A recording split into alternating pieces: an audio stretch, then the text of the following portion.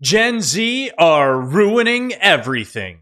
And I think that's a good thing because we are seeing major shakeups across a bunch of different industries. I just watched a video of what they're doing with the alcohol industry. Of course, I did other videos on shopping trends. And in today's video, we are going to talk about how they are destroying the college and university programs. We are seeing major shifts in what they are finding.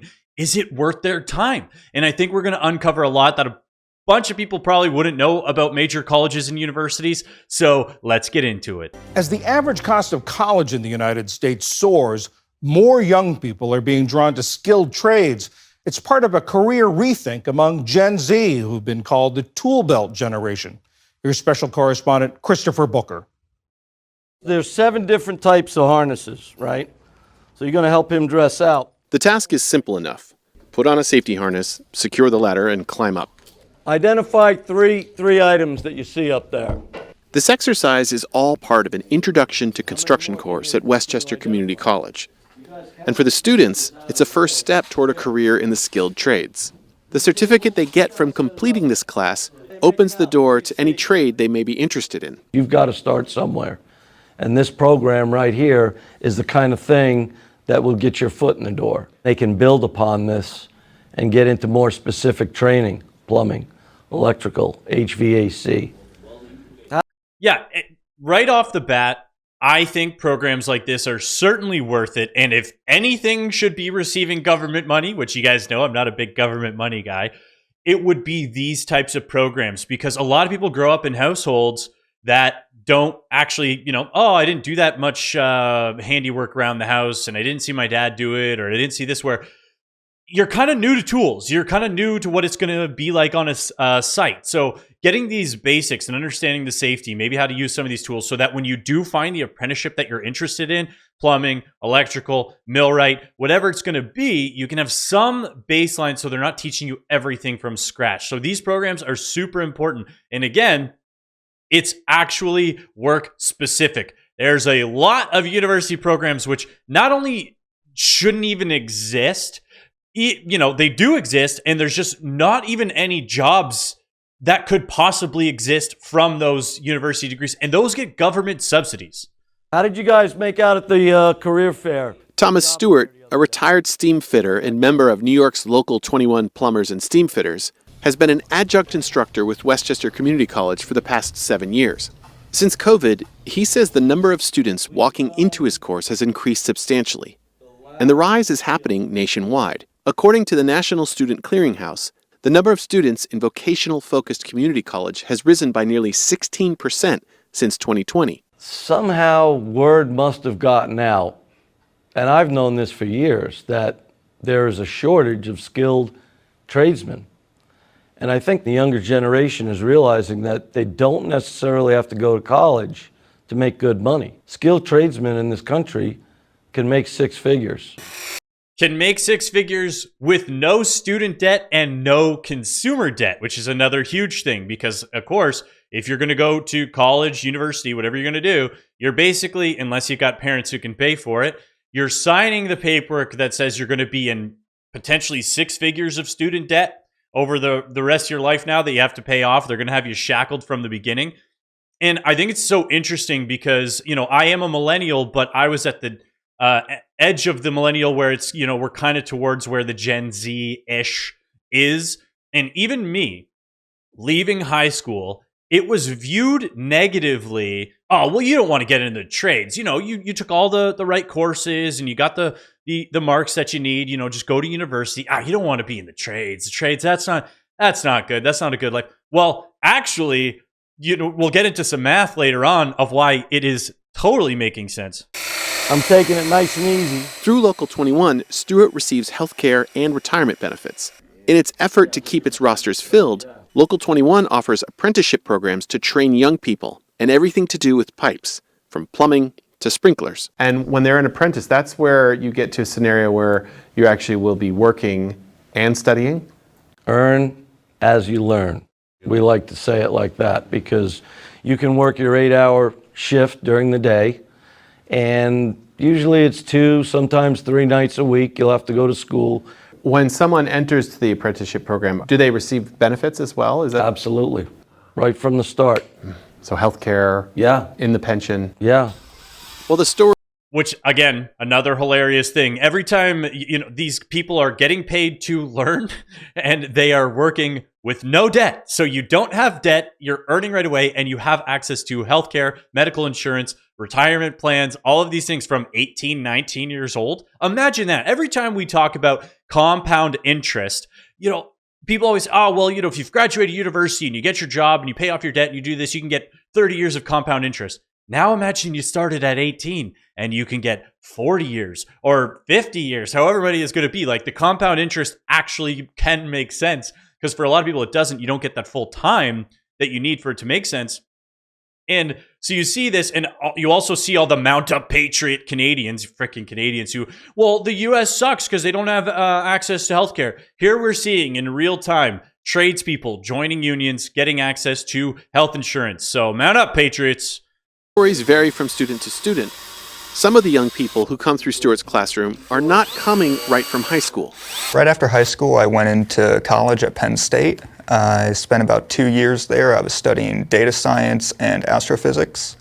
But eventually I dropped out during the pandemic. After a bit of time at home, Carson Schrock found an entry-level position as a machinist. Originally, they had me just doing some odd jobs around the shop, trying to find what my role would be. And eventually I got moved on to this 9-axis CNC machine. An advanced manufacturing process, computer numeric control, or CNC, allows a machinist to create complex and complicated parts. Schrock spent the last year with Westchester Community College, working to earn a roster of CNC certifications. So when you were in high school, was pursuit of a trade at all part of the conversation? Not really, no. It was mostly about what field of computer programming I would be in. Yeah, and they're showing the CNC and the machining, and that's actually an industry specifically where there's less and less people in it. And when you're talking like gear repair or spindles, all these things that people are doing specialty repair on, they charge so much for that now because it's such it's a highly skilled thing that there's not a lot of people that do. And him talking about, well, what level of computer science are you going to do? What industry for that? They've done studies, and on average, a plumber and a doctor don't cross over financially until around their early 40s. I think it was close to age 42, because doctors have so much extra schooling and plumbers get to start working right away that even though a doctor out earns a plumber for their actual working career, it takes so much time for them to catch up. Now, keep in mind, that's a doctor making hundreds of that, 300,000, 400,000, more a year. And that's how long it takes them to surpass the earnings of a plumber, somebody who started their apprenticeship at 18. So now let's talk about the average job you're going to be graduating from, going from college and university. You're not going to be making $400,000 a year. So how long is that going to take for you to catch the plumber, who you're obviously got less school than a doctor, but you're still going to have the student debt and you're going to be making substantially less? How long does it take before that person actually crosses over? When a lot of people graduate, get into a white collar job, and they're making $60K versus the plumber who's making 80, 90, 100. It takes a while. Data science was close to what I wanted to do with the programming and making things, but I wanted to do something with my hands, something that left me with a physical thing. While Schrock came to the trade, and that's another non-monetary thing that people forget.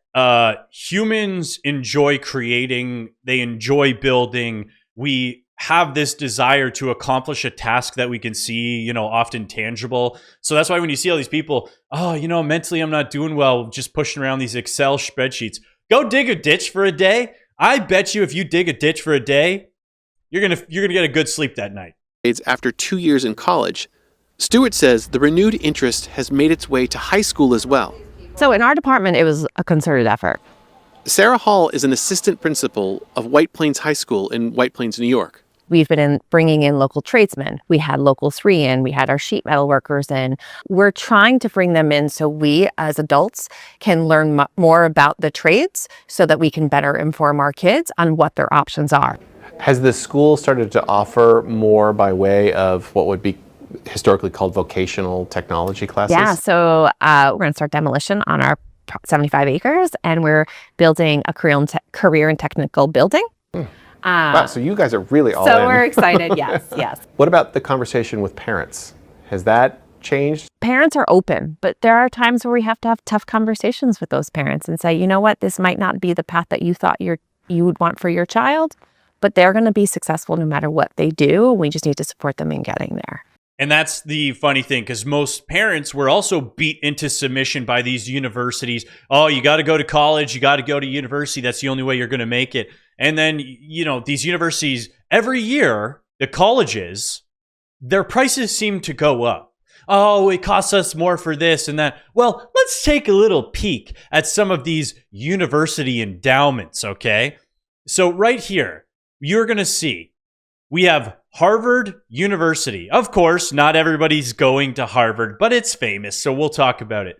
They have a university endowment, which means they control 52 billion dollars that they have that's supposed to go to academic financial aid and all of these things. Well, how do you have 52 billion then? The majority of this is supposed to go to that. And these are just endowments greater than $1 billion. But you're going to see some, regular colleges on here. But I mean, obviously you've got the Ivy Leagues here, Yale, Stanford, Princeton, MIT. But then, Columbia, actually, that's pretty big school too. Just going through here, you'll see these, keep in mind, these numbers that are here, like that 8.066 for Rice University, that's $1 billion. So with all of these billions under control, how is it that they need to continue to raise prices on all of their programs? Oh, our research programs are getting so expensive. We need more government spending. Oh, if only the governments would help the colleges and the universities. Yeah, well, how about this? How about Harvard helps the colleges and the universities with their $52 billion? Like, you guys have access to this money. So whenever I see the argument like, well, universities and colleges, these subsidies, they're going to suffer and people are going to get laid off. Okay, they have billions. They have billions of dollars. So surely they can figure it out. And if your business model is just based around, well, we can't make it if the government doesn't give us enough money, we're not going to be able to make it, then your business model's broken. But I do think that parents' perspective is going to start changing as society changes, right? I think that's important about having these conversations, is we need to demystify the trades. In 2023, Hall says 11% of White Plains graduates either went into the military or into a trade. Last year, it was 13%. Your top tier college is over 90 grand a year. Kids are starting to look at that. And society says you have to go to college to be successful. What we're trying to say is that's not always 100% accurate. Having a college degree does help you financially. However, not necessarily true. Like that's even, look how broken and brainwashed that this woman who's even a pro trades teacher is like, well, a college degree does help you financially. How? We're proving right now that you can get into other industries. And this is not even including entrepreneurship options of owning trades businesses. This is just working in the trades. So if this woman is going, well, it does help you financially have a college degree. Well, that's how deep this brainwashing goes. Money doesn't equal happiness. With reports that the U.S. construction industry alone will need to attract over 450,000 workers to meet industry demand this year, many in Gen Z may well be able to find out if Harris is correct. The only thing that I'll say about college and university that is the benefit to the trade schools, the parties are way better. So if you want to slam a few beers with the boys and all you got to do is pay $90,000 a year, then yeah, going to college and university is worth it. Obviously, if we still do need STEM specific fields, but I think the universities could really clean up their acts if they eliminated all of the, underwater basket weaving and, women's studies, all these like random things that don't even mean anything. Nobody's going to get a job in them, and be like, okay, those are the ones that we subsidize because they're just useless programs.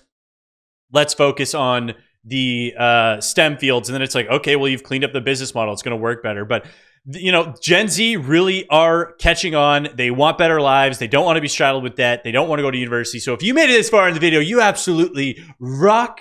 Thank you so much and have a great rest of your day.